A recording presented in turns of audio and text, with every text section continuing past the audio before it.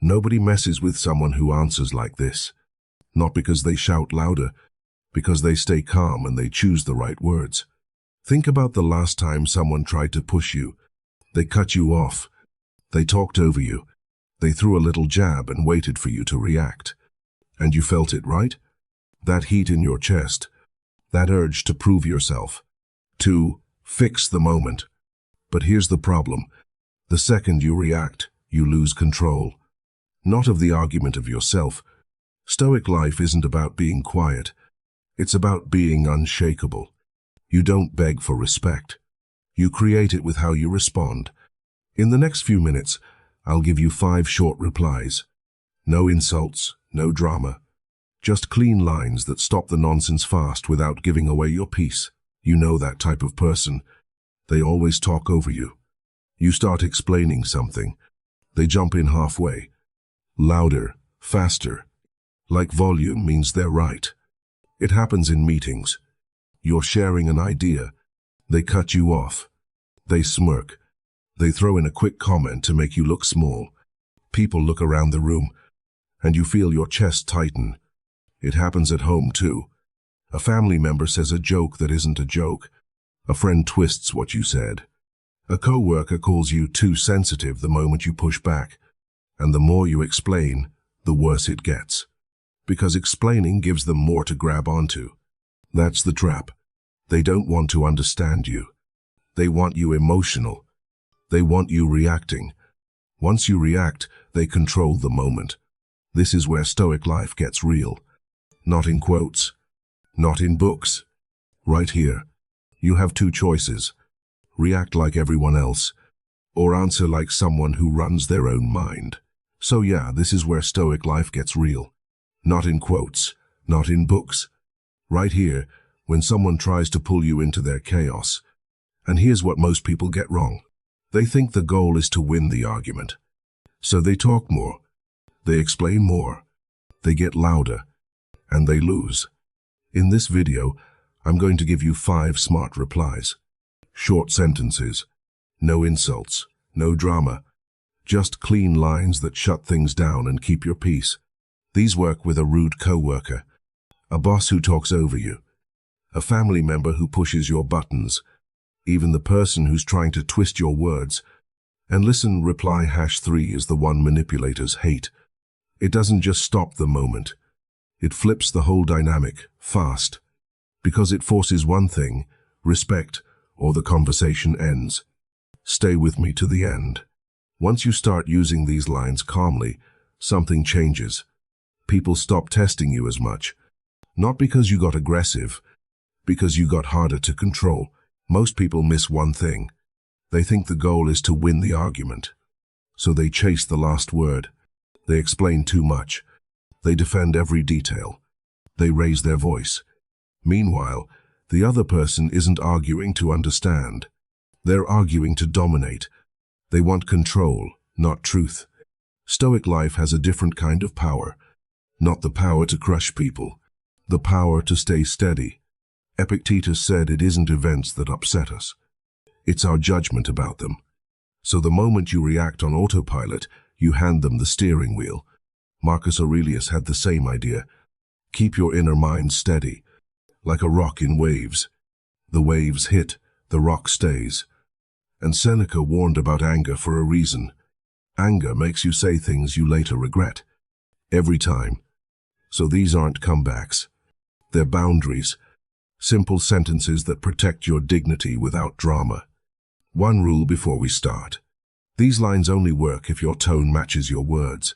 Say them with rage and they sound like sarcasm.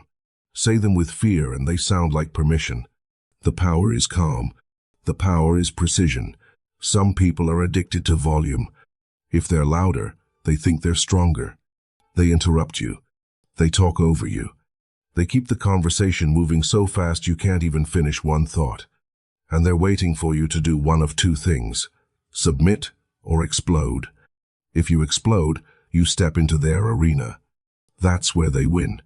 So here's the first reply. Keep your shoulders relaxed. Look at them without anger.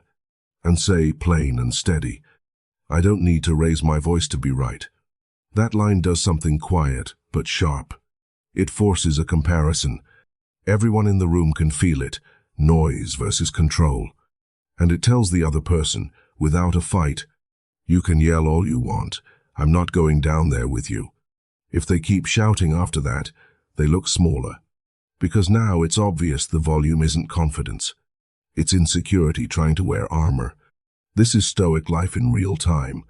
Epictetus said when you can't control yourself, you become a servant to impulses. So when you stay calm here, you're showing the opposite. You're not arguing anymore. You're setting the temperature of the room. Some people use volume. Others use shame. So after you refuse to play the shouting game, they switch tactics. They don't attack your point. They attack you.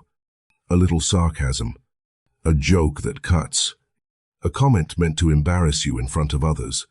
They want you to feel small, then scramble to prove yourself. Here's the second reply. It's simple, but it hits like a mirror. The way you're speaking says more about you than it does about me. Say it calmly. No smirk. No anger. Like you're stating a fact. Because that's what it does. It removes oxygen.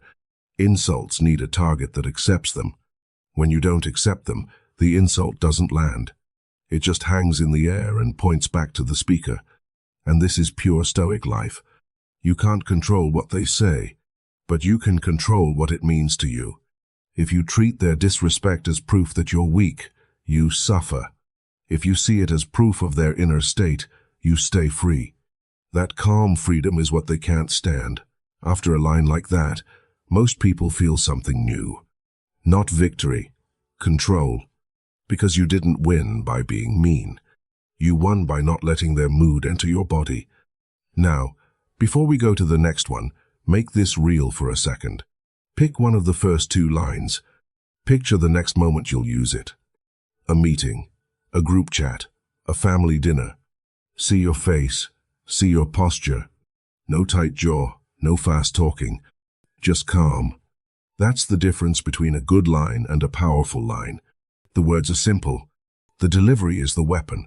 If you want more scripts like this, short, clean, and usable, subscribe and turn on notifications.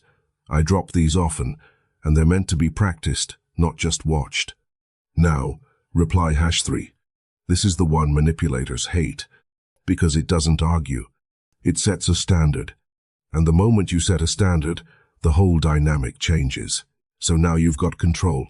You didn't shout. You didn't absorb the insult. And that's exactly when they try the next move. They twist your words. They interrupt, then blame you for getting worked up. They push your buttons on purpose, and the second you react, they point and say, "See, this is why you're the problem." That's a loop, a manipulation loop. Most people stay in it because they think leaving means losing. Manipulators love that. They want you emotionally engaged, because an engaged target is easy to steer. Here's the line that breaks it clean and fast. We can talk when we can do it with respect. Say it like a rule, not a complaint. Not, "Please respect me." Not, "Why are you like this?" Just a calm condition. And watch what happens. The conversation stops being about the topic. It becomes about the minimum standard required for the topic to even exist. If they keep being disrespectful after you said that, they expose themselves. If they suddenly calm down, you just pulled them into your frame. Either way, you win without throwing a punch. One warning, don't explain it. Don't give a speech. The power is the simplicity. It's a closed door. You don't debate at the door, you decide if it opens. After you set the respect standard, one of two things happens. They calm down, or they push harder. Some people can't handle a boundary. They take it as a challenge. So they keep poking. They repeat the same point. They bait you. They want you to stay in the loop until you slip. And there's a moment when it becomes obvious. They're not listening. They're not curious. They're trying to win, even if it costs your time and your peace. That's the moment most people ignore. They keep talking because they want fairness. They want closure. They want the other person to finally get it. But you don't get closure from someone who feeds on conflict.